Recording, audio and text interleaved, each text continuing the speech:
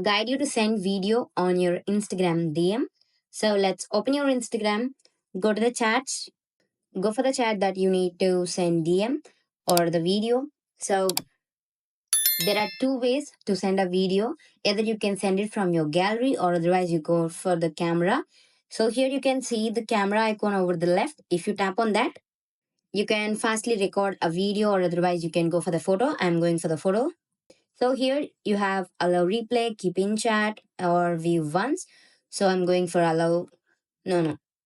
If that view once, that might be they can see only once. If you tap on allow replay, so they can see twice. If you keep in chat, that will be stored in the chat. So here you can send. So that photo was sent. Or otherwise, you can go for the gallery here and you can click on send. This is how you can send video or photos on your Instagram DM. Thank you.